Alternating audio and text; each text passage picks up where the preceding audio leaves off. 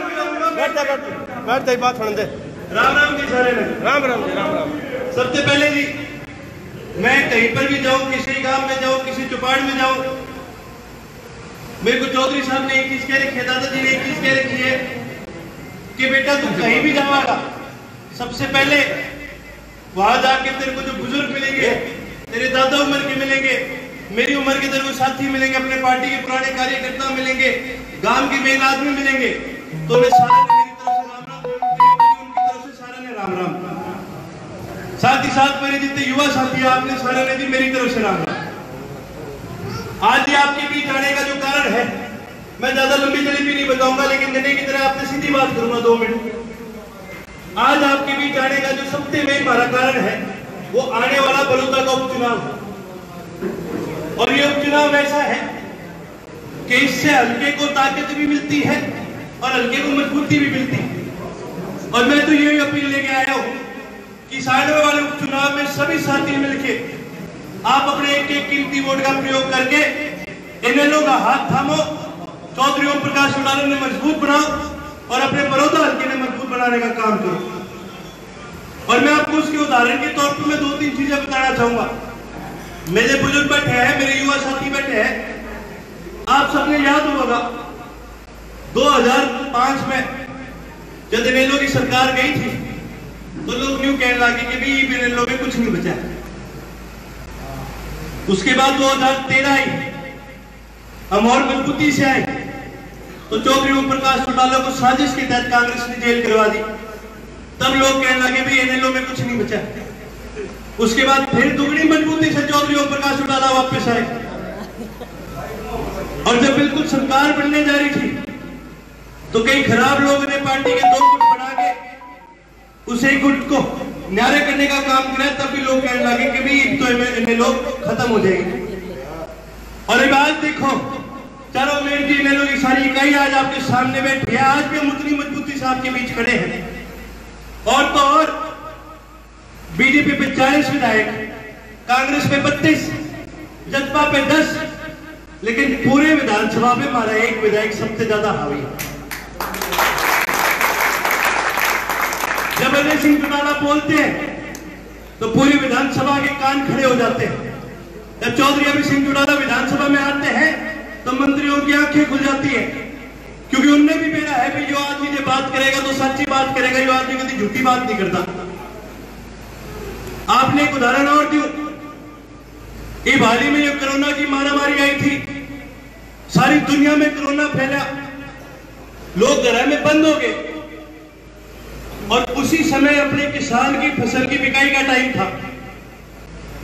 लोग किसान कणक ले लेके मंडी में पहुंचने लगे। एक बात बताओ जी, जो सरकार ने जिस तरीके से कणक खरीदी है, आप बता दो तंग नहीं करके रखा है इन्होंने किसान को, तो क्या करे।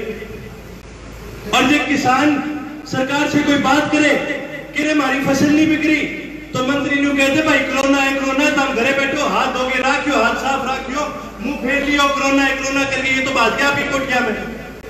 केवल एक और एक आदमी था जो इस इतनी बड़ी बीमारी होने के बावजूद भी अपने किसान साथियों को उसने साथ नहीं छोड़ा, वो है चौधरी अभय सिंह चौटाला।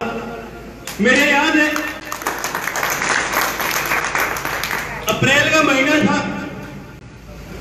कणक की खरीद नहीं हो रही थी। चौधरी अभय सिंह चौटाला खुद बड़ौदा अपनी अनाज मंडी में आए और मुख्यमंत्री को बोला 4 दिन का आपको टाइम दे रहा हूं, इस सारी फसल को उठाने का काम करो, वरना एक बार इनेलो का कार्यकर्ता अपने घर से बाहर आ जाएगा, कोरोना का बेरा नहीं, हम सारे साल करते बाहर निकल पाओगे। और 4 दिन के अंदर अंदर फसल की बिक्री शुरू हुई और ढंग से बिक्री होनी शुरू हुई। आज अभय सिंह चौटाला अगर कोई बात करते हैं तो उनकी बात में इतना वजन है कि पूरे प्रशासन को उनकी बात सुननी पड़ती है। और ये तो हमारा एक विधायक है, हम एक और जिता दो, इस सरकार ने गोटे थोड़े दाब देंगे। मेरे जो युवा साथी हैं, मैं आपने भी एक चीज बताना चाहूंगा। 2005 से पहले 2000 और 2005 के बीच चौधरी ओम प्रकाश चौटाला का राज होया करता था। उस समय इनेलो की सरकार करती थी, आपकी सरकार होया करती थी। और चौधरी ओम प्रकाश चौटाला की आदत होया करती थी कि वो कभी वो जीटी रोड नहीं लाया करते थे, हमेशा गामा मकर होगी जाया करते थे। और जैसे आज आपकी गुआड़ में खड़े हुए ऐसे वो आगे एक तरफ तो सारे मंत्री बैठा करते थे, एक तरफ सारा प्रशासन बैठा करता था और गांव वाले से पूछा करते थे कि मैं बताओ थारे गांव में कोई काम की जरूरत है, कोई बिजली घर बनाना है, कोई वाटर वर्क्स बनाना है, कोई फिरनी पक्की करनी है, कोई काम करना है तो मैंने बताओ कोई समझते काम है तो बताओ। और गांव वाले जो काम कह दिया करते वो करवा के रहते थे। और जो गांव वाले यूं कहते हैं कि ना जी ठीक है, मौज है, कोई दिक्कत वाली बात नहीं है, तब भी चौटाला साहब की एक आदत होया करती थी, वो कह देते कि भाई मैंने 2-4 बार का नाम बता दो जो 12वीं पढ़े लिखे हैं, जो कॉलेज के पढ़े लिखे हैं, उनकी नौकरी लगा दूंगा। क्योंकि ये उनकी आदत होती थी कि भाई अगर सरकार मैंने चलानी है तो मेरे साथियों ने साथ लेके चलानी है। ईब किसे मुख्यमंत्री आवे अपने पास, ईब किसे अफसर आवे अपने पास।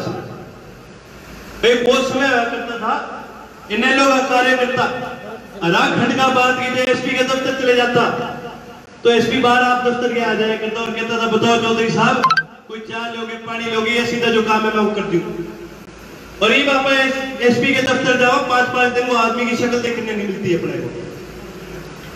तो मैं तो आपने एक चीज कहूंगा, जो अपने हल्के ने मजबूत बनाना चाहो, जो बड़ौदा ने मजबूत बनाना चाहो तो सभी साथी मिलकर अपनी बार चौधरी ओम प्रकाश चौटाला ने मजबूत बनाओ, इंडियन नेशनल लोकदल ने मजबूत बनाओ और जो भी आपका कैंडिडेट होगा, आपका अपना कैंडिडेट होगा, बड़ौदा का कैंडिडेट होगा, उसने मजबूत बनाओ, अपने बालक ने मजबूत बनाओ और उसको आगे विधानसभा भेजने का काम करो। आप सभी आए, मेरे को इतना मान और सम्मान दिया, उसके लिए आप सभी को मैं धन्यवाद कहना चाहूंगा। हमारे पार्षद, युवा पार्षद भाई विकास का मैं धन्यवाद कहना चाहूंगा, जिस प्रकार इतने मान और सम्मान के साथ, जोश और उत्साह के साथ भाई ने हम सबका स्वागत किया है, उसके लिए विकास भाई का भी मैं तहे दिल से धन्यवाद कहना चाहूंगा। साथ ही साथ जी इन पे आपने एक चीज और कहूं, उपचुनाव का टाइम है, इन सारी सरकार आपके पास आएगी, एक एक करके मंत्री भी आपके पास आएंगे, एक एक करके अफसर भी आपके पास आएंगे और कहेंगे भाई ये काम करा लो लेकिन बीजेपी ने वोट दियो। मैं आपने एक चीज कहूं, इनसे काम करा लियो पर यो कच्चे वाले भी बड़े माड़े लोग हैं, इन्हें वोट ना दियो, वोट तो हम आपके बालक ने दियो, इनेलो ने दियो, बड़ौदा हल्का ने वोट दियो। आप सभी आए, मेरी बात सुनी, उसके लिए आप सारे ने बहुत बहुत धन्यवाद।